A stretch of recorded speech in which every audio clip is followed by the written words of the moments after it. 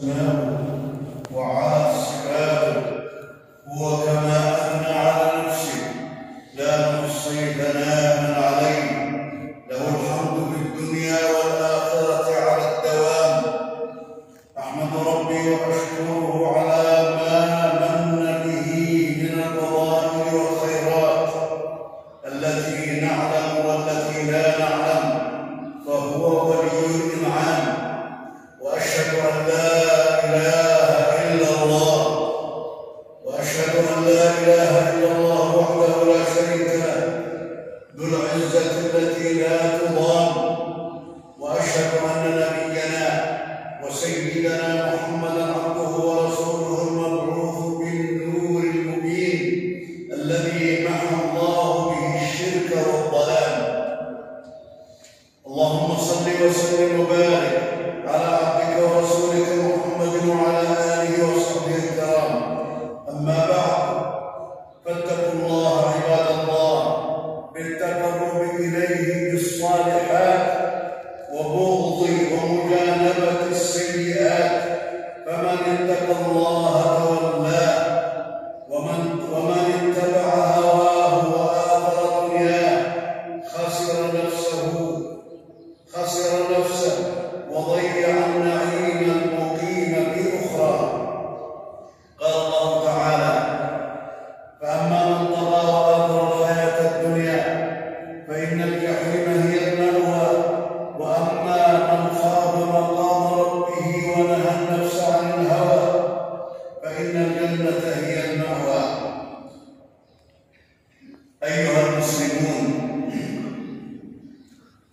أيها المسلمون، لقد ناداكم الله تبارك وتعالى باسم الإيمان، أعظم صفة للإنسان بأن تتوسلوا إليه بصالح الأعمال وتحفظوها من المبطلات والمحلال. وقال سبحانه: يا أيها الذين آمنوا اتقوا الله وابتغوا إليه الوسيلة وجاهدوا في سبيله لعلكم تفلحون. والوسيلة جميع الطاعات فعلا للأوامر وتركا للنواهي، والوسيلة تعم وسائل الطاعات كلها وتشملها جميعا. والباب الجامع للخيرات والمنجي من العقوبات والأشمل للقلوب الصالحات والحصن من الموبقات هو ذكر الله تبارك وتعالى، وهو يكمل الفرائض والواجبات ويكبر النقص بالعبادات ويعظم معه ثواب الحسنات وتمحى به السيئات، وكفى بذنوبه وفضله وعظيم منزلته شرفا ونورا وخيرا أن فرضه الله عز وجل في الصلاة والحج وكثير من الطاعات، وحث عليه الشرع في جميع الأحوال. وركن الدين الأول الأعظم هو ذكر الله تعالى بقول: أشهد أن لا إله إلا الله وأشهد أن محمدا رسول الله.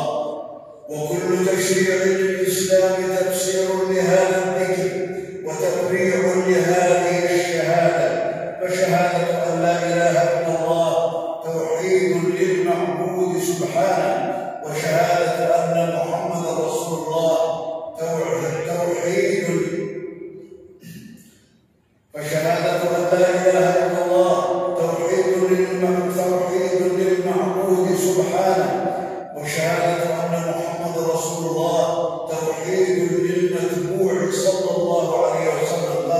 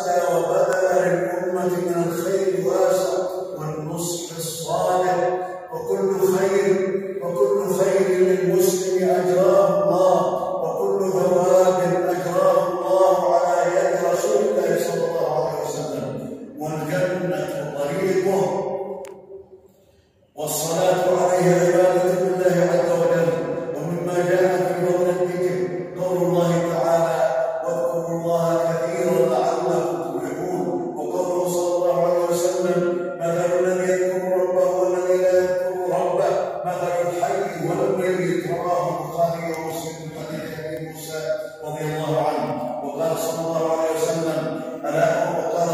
عليه وسلم: ألا أخبركم بخير أعمالكم وأزكاها عند مليككم وأرفعها في درجاتكم وخير لكم من إنفاق الذهب والورق وخير لكم من أن تلقوا العدو فتضربوا أعناقهم ويضربوا أعناقكم؟ قالوا: بلى يا رسول الله. قال: ذكر الله. حديث صحيح رواه أحمد والترمذي والحاكم من حديث أبي الدرداء رضي الله عنه. وعن أبي سعيد الخدري رضي الله عنه أن رسول الله صلى الله عليه وسلم سئل: أي العباد أفضل درجة عند الله يوم القيامة؟ قال: الذاكرون الله كثيرا. رواه الترمذي. وعن عبد الله بن مسعود رضي الله عنه قال: أتى النبي صلى الله عليه وسلم رجل فقال: يا رسول الله، إن شرائع الإسلام قد كثرت علينا، فباب نتمسك به جامع. قال: لا يزال لسانك رطبا من ذكر الله عز وجل. رواه أحمد والترمذي وابن ماجه وابن حبان. فالذكر يزكي الأعمال ويكمل نقصها ويدرك به صاحبه ما بات ويدخله. وذكر الله سبحانه وتعالى له ثلاثة مقامات. المقام الأول ذكر الله بالقلب، ويثيب الله عز وجل عليه بجوده وكرمه. قال رسول الله صلى الله عليه وسلم: قال الله تعالى: أنا عند ظن عبدي بي وأنا معه إذا ذكرني، فإن ذكرني في نفسه ذكرته في نفسي. رواه البخاري ومسلم حديث أبي هريرة رضي الله عنه. والمقام الثاني المقام الوسط، وهو أن يذكر المسلم ربه بلسانه ويغفل أحيانا عن استحضار معاني الذكر بقلبه، فهو على خير عظيم. وثواب هذا المقام لا يحصيه إلا الله، وهو أعظم أجرا من المقام الأول لزيادة النطق باللسان. قال صلى الله عليه وسلم: إن الرجل لا يتكلم بالكلمة من رضوان الله لا يلقي لها بالا يرفعه الله بها درجات. رواه البخاري في حديث أبي هريرة. والمقام الثالث من مقامات الذكر أن ينطق اللسان بالذكر ويوافقه القلب بمعرفة معاني الذكر واستحضار عظمة الله عز وجل مع الذكر. فهذا المقام أعلى مقامات الذكر، وصاحبه هو السابق إلى الخيرات الأرفع درجات. قال صلى الله عليه وسلم: لا يموت عبد يشهد أن لا إله إلا الله وأني رسول الله صدقا من قلبه ثم يثبت إلا سلك في الجنة. رواه أحمد من حديث رباعة الجهني رضي الله عنه. ففي هذا الحديث توافق اللسان مع القلب في الذكر. وعن أبي هريرة رضي الله عنه عن النبي صلى الله عليه وسلم قال له: من لقيت وراء هذا الحائط يشهد أن لا إله إلا الله مستيقنا بها قلبه فبشره بالجنة. رواه مسلم. ومعنى ذكر الله سبحانه هو الثناء على الرب جل وعلا بالتهليل والتكبير والتحميد والتسبيح، ولا حول ولا قوة إلا بالله العلي العظيم، وكثرة الاستغفار وكثرة الدعاء والصلاة والسلام على النبي صلى الله عليه وسلم من الذكر. وتنزيه ربنا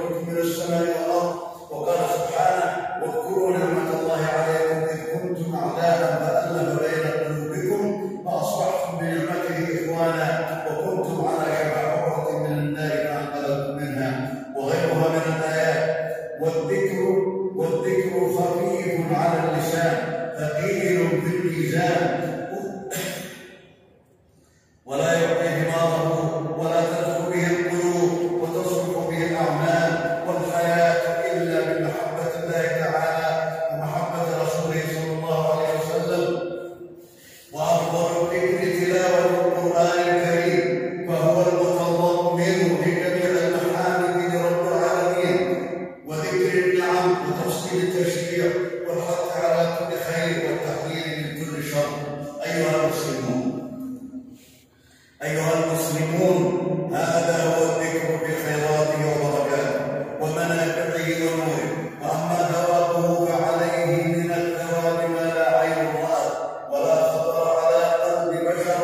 فمن ثواب الذكر ما جاء عن أبي هريرة رضي الله عنه قال: قال رسول الله صلى الله عليه وسلم: من قال لا إله إلا الله وحده لا شريك له له الملك وله الحمد وهو على كل شيء قدير في أول يوم كانت له عتق 10 رقاب، وكتبت له 100 حسنة ومحيت عنه 100 سيئة، وكانت له حفظا من الشيطان يوم ذلك حتى يمسي. ولم يأت أحد بأفضل ما جاء به إلا أحد عمل أكثر من ذلك. رواه البخاري ومسلم.